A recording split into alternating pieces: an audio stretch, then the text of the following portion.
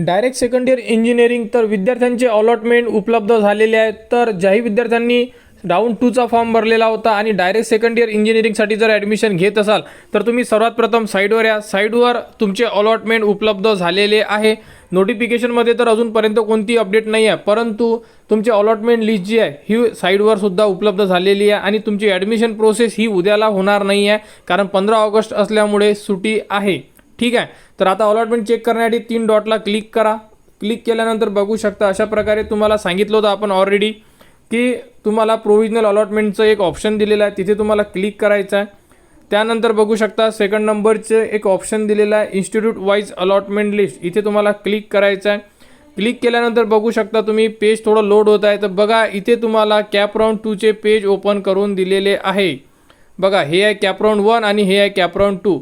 आपण मगाशी जो व्हिडिओ दिलेला होता त्यामध्ये एकच ऑप्शन होतं जे कॅप राऊंड 1चं होतं, आता कॅप राऊंड 2चं सुद्धा उपलब्ध झालेलं आहे। समजा आपण एक कॉलेजला जर व्ह्यू केलं तर बघू शकता अशा प्रकारे तुमच्यासमोर PDF ओपन झालेली आहे, provisional allotment list of cap round 2। बघा तुमच्यासमोर सुद्धा अशा प्रकारे माहिती उपलब्ध झालेली आहे। तर या प्रकारे तुम्ही तुमचे अलॉटमेंट चेक करू शकता। तर तुम्ही किती कॉलेजेस ॲड केलेले आहेत त्या प्रकारे चेक करा। आणि समजा ज्या विद्यार्थ्यांना या प्रकारे जर अलॉटमेंट चेक करता येत नसेल तर तुम्ही साईडवर या। साईडवर आल्यानंतर तुम्हाला 3 डॉट दिलेला इथे क्लिक करा। त्यानंतर कॅन्डिडेट रजिस्ट्रेशन किंवा लॉग इनच्या ऑप्शनला क्लिक करा। यामध्ये तुम्हाला तुमचे ईमेल आय डी टाका, पासवर्ड टाका आणि साइन इन करा।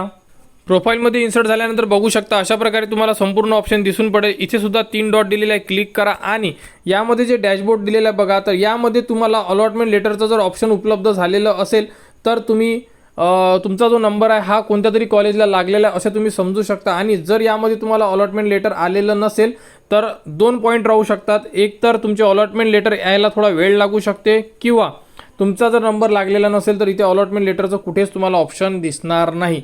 क्लिअर, तर अशा प्रकारे सुद्धा तुम्ही लॉग इनमध्ये जाऊन बघू शकता, कारण की जेही तुम्ही PDF चेक करणार आहे त्या PDF तुम्हाला चेक करायला खूप वेळ लागू शकतो, त्यामुळे या साईडला सुद्धा जाऊन बघा। आता या लॉग इनमध्ये अलॉटमेंट लेटर दिसत नाही आहे।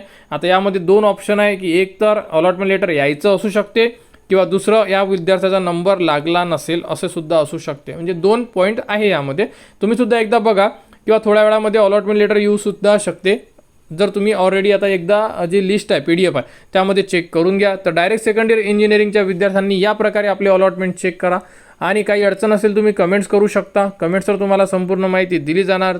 तर डायरेक्ट सेकंड इयर इंजिनिअरिंगच्या ॲडमिशनबद्दल जेही पुढील अपडेट असेल ती तुम्हाला आपल्या चॅनलवर देण्यात येणार। त्यासाठी आपल्या चॅनलच्या कनेक्टमध्ये राहा, चॅनलला सबस्क्राईब करा व हा व्हिडिओ इतरांपर्यंत शेअर करा।